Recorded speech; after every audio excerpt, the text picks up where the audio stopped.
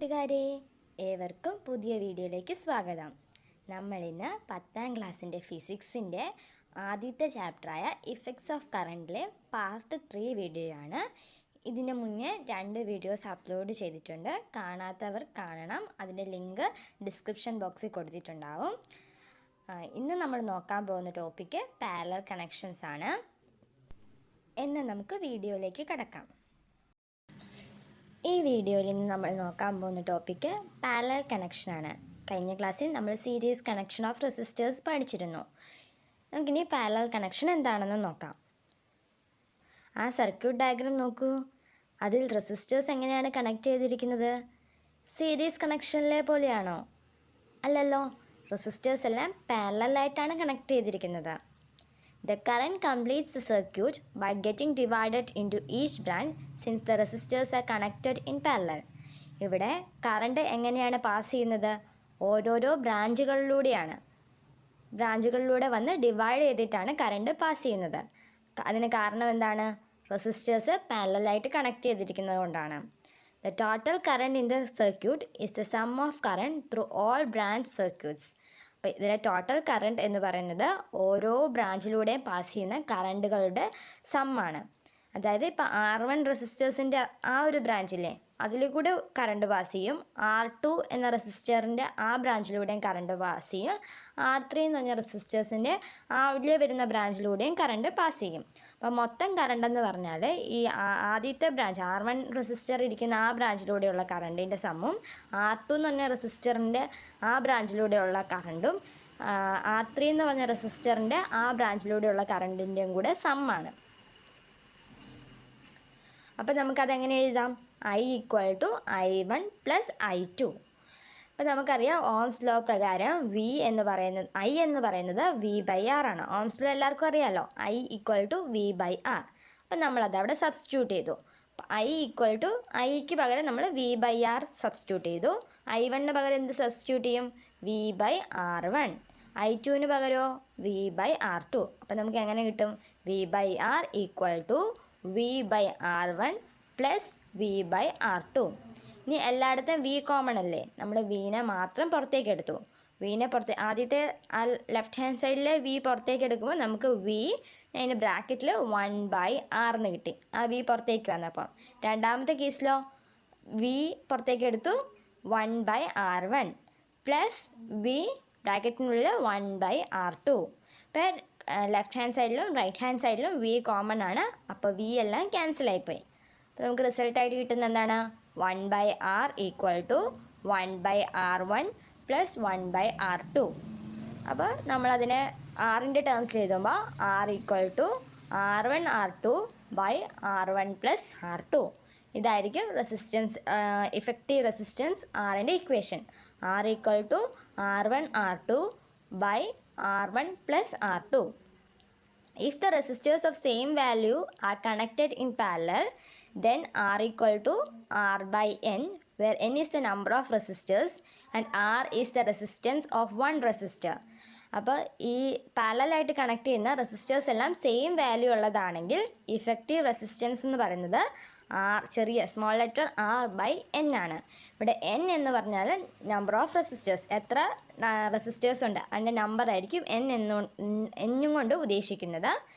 Small letter R എന്ന് പറഞ്ഞാൽ ഒരു റെസിസ്റ്ററിൻ്റെ റെസിസ്റ്റൻസ്. എല്ലാ കണക്ട് ചെയ്തിരിക്കുന്ന സർക്യൂട്ടിലെ എല്ലാ റെസിസ്റ്റേഴ്സിനും സെയിം റെസിസ്റ്റൻസ് ആണ്. അപ്പോൾ ഒരു റെസിസ്റ്ററിൻ്റെ റെസിസ്റ്റൻസ് എടുത്താൽ മതി. ക്ലിയർ ആയോ?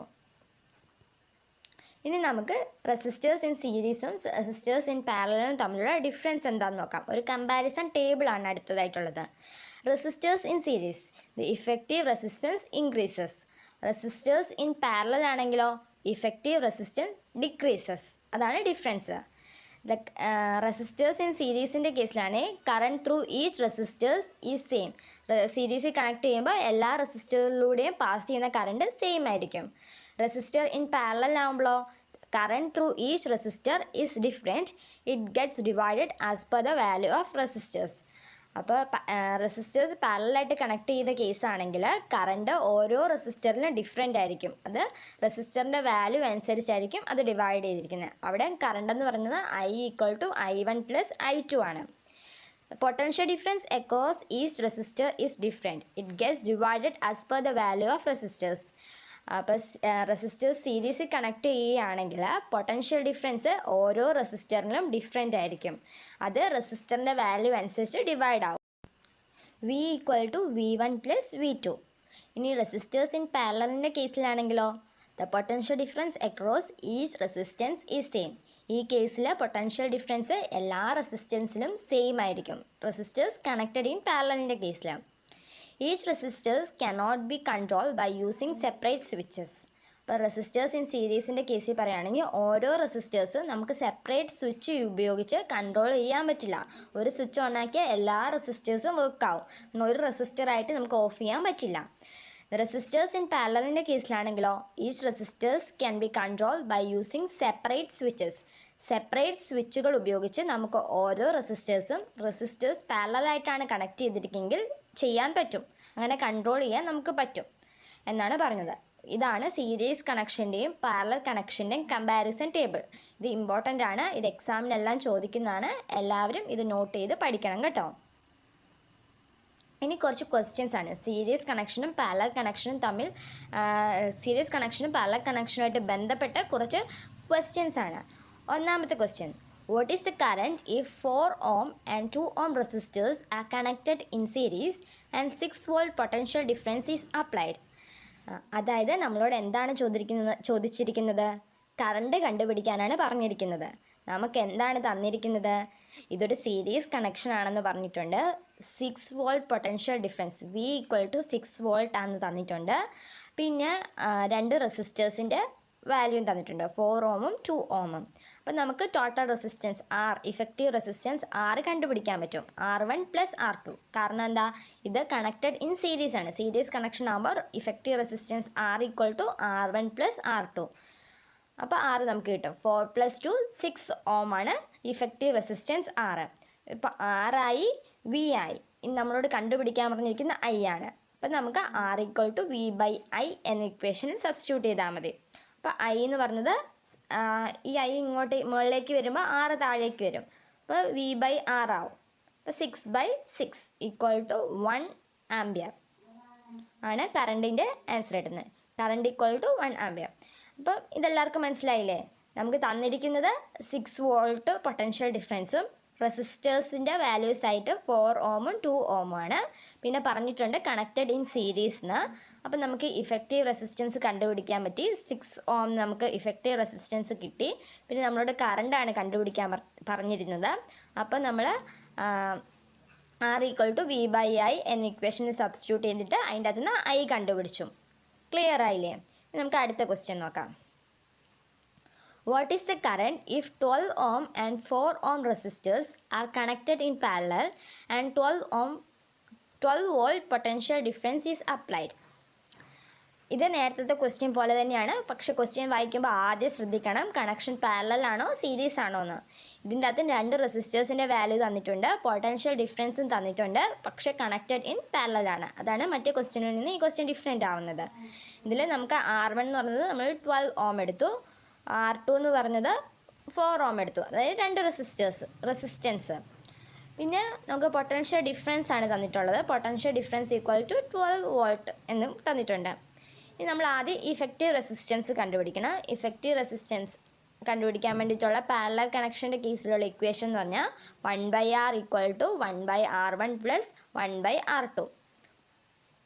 അപ്പോൾ 1/R1 പ്ലസ് 1/R2 നമ്മൾ സബ്സ്റ്റിറ്റ്യൂട്ട് ചെയ്യുമ്പോൾ 1/12 പ്ലസ് 1/4. അത് ചെയ്യുമ്പോൾ ഇത് ക്രോസ് മൾട്ടിപ്ലൈ ചെയ്യുകയാണ് ചെയ്യുന്നത്. അപ്പോൾ 4 + 12 ഡിവൈഡഡ് ബൈ 12 × 4. അപ്പോൾ നമുക്ക് 16/48 കിട്ടി. അത് 1/R ആണ് 16/48 എന്ന് കിട്ടുന്നത്.